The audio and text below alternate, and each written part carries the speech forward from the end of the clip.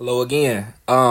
Today I'm gonna be going over proof by induction. So a little bit of logic for you. A little bit of a shift from what I normally do. Normally I go over more specific concepts pertaining to mathematics. This time I'll be going over a little bit of logic. So let's get into it.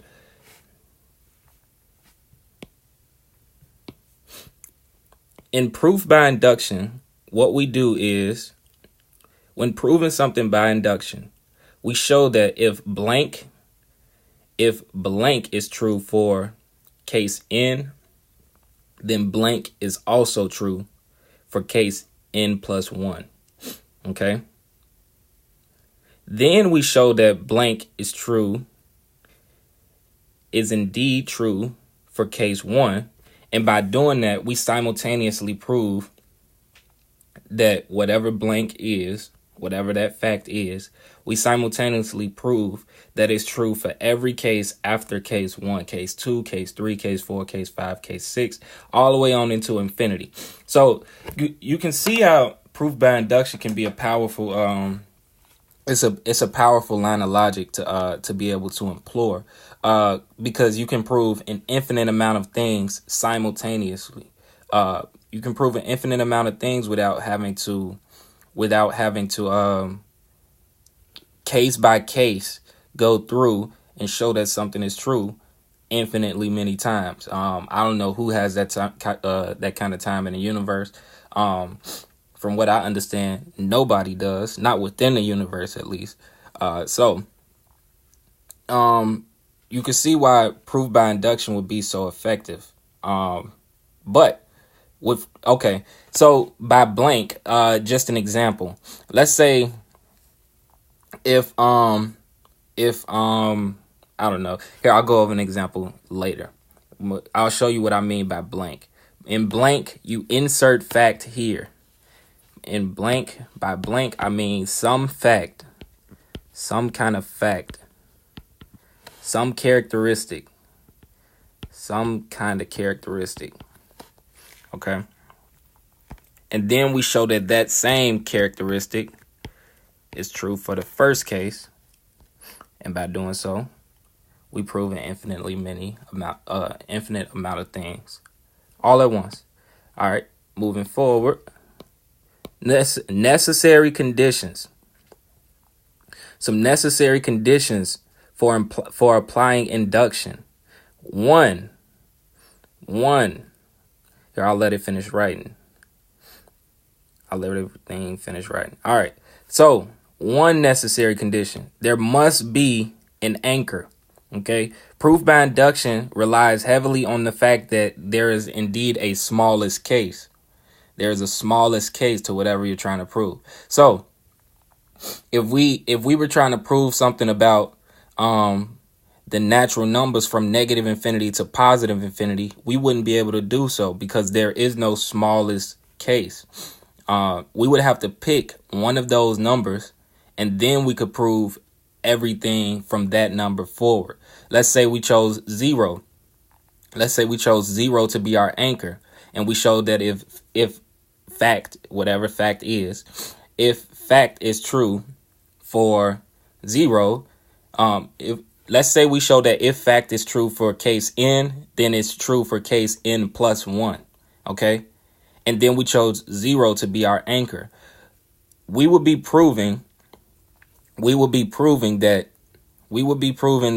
whatever that fact is true for 0, is true for 0 plus 1, which is 1, is true for 1 plus 1, which is 2, is true for case 2 plus 1, which is 3, is true for case 3 plus 1, which is 4, and so on, all the way on into infinity. Now, likewise, we can show that if fact is true, then fact must also be true for case n minus 1. And in doing so, if we start at 0 as our anchor, we will be showing that whatever that fact is true for 0. Case 0 is true for case 0 minus 1, which is negative 1. It's true for case negative 1 minus 1 again, which is -2. That fact is also true for case -2 minus 1, which is -3, and so on. So there must be an anchor, no matter how you're proving it. No matter if you're going from case n to case n plus 1, or if you're going from case n to case n minus 1, or if you're going from case n minus 1 to case n, or if you're going from, I mean, that's usually typically the three cases, the three ways that people go from one case to another. Okay. The next fact is n must be in the integers. All right. All of the cases, they must be in the integers. And the reason for that is if you allow n to be in the if you allow n to be in, and if you allow this, right,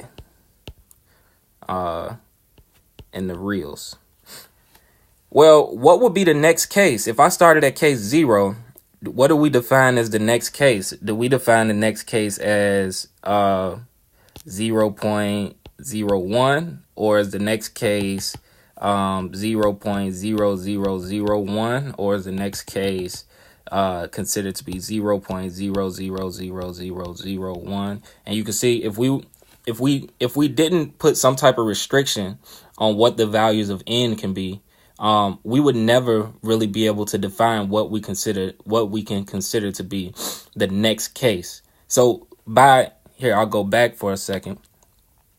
When I say case n and case n plus 1, that's really just a way of me saying some case and the next case, the very next case. Now, that's possible. I can use this notation. I can use this notation when I'm talking about integers. But because with integers, n, if you have n, then n plus 1 is going to be the very next integer. But in the reals, if I allowed for n to be in the reals, then we wouldn't know how to define what we can consider to be the next case. And so that's a necessary condition in order for us to be able to apply induction. All right. Now, I'll give you an example of induction. This example, this is kind of how I typically explain proofs by induction. And I think the example will really bring everything together for you. So let's get into it. So example. Deontay asks that each of his children mentor their younger sibling that is closest to them in age. Here, I'll pause it for a second. All right, so Deontay has a bunch of kids. We don't know how many children he have, but his rule is that here, let's say he has 5 kids, okay? We'll work with a specific example. Let's say that Deontay has 5 kids. And his request to each of his children is that okay, just mentor your next oldest sibling. So the youngest sibling that is directly younger than you, okay? Just that one. That's my only request as your father. And these children, they are really pleasant children, so they agree and give him no problems. And they do this they agree to this one thing for the rest of their lives. So it's not like when they turn into teenagers, they decide to suddenly stop. Fulfilling this request. So let's imagine that they agree to this one request from their father. Okay? Let's imagine that they agree to this one request from their father. Then that implies if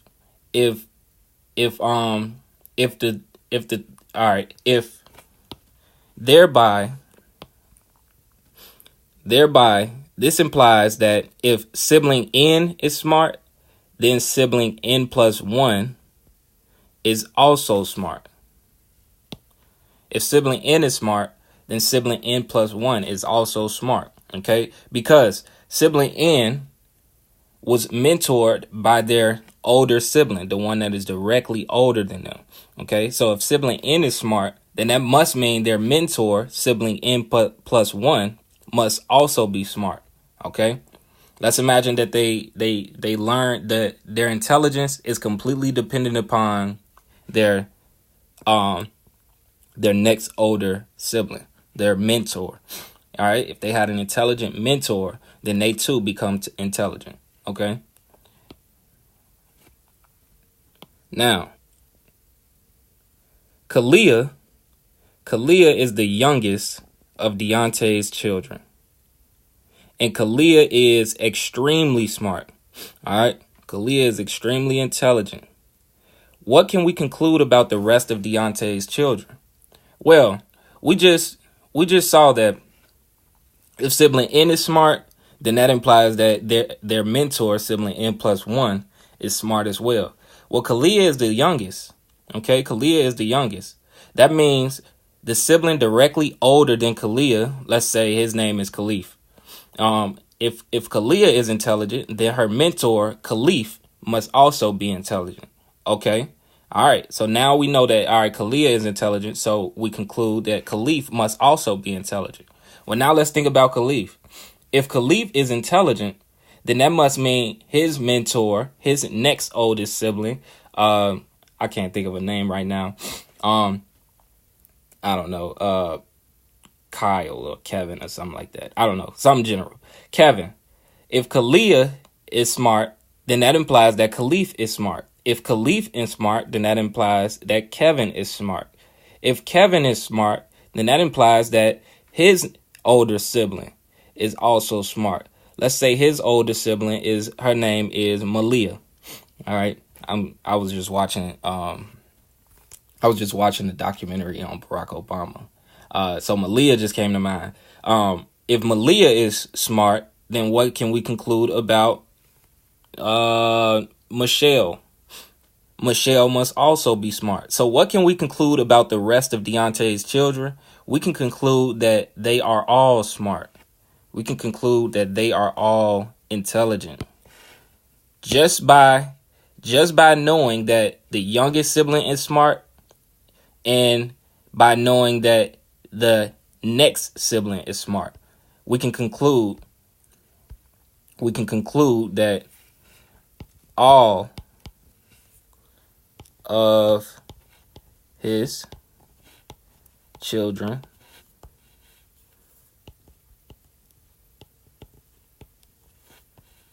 I don't have enough room. I'll just say smart. All right. We can conclude all of his children are smart. Okay. Now, what if he had, I know this is not possible, but what if he had an infinite amount of children? Then you will have simultaneously concluded, just by knowing the youngest or smallest, just by knowing that the smallest child is smart, the youngest child is smart, the anchor, just by knowing the anchor, that our fact holds true for the anchor, just by knowing that, we simultaneously knew that our fact held true for every other case. Okay. And that's how proof by induction works. We take the smallest case, and we show that all right, so first we show that if fact is true, whatever that fact is. In this case, the fact was the intelligence, how smart the children were.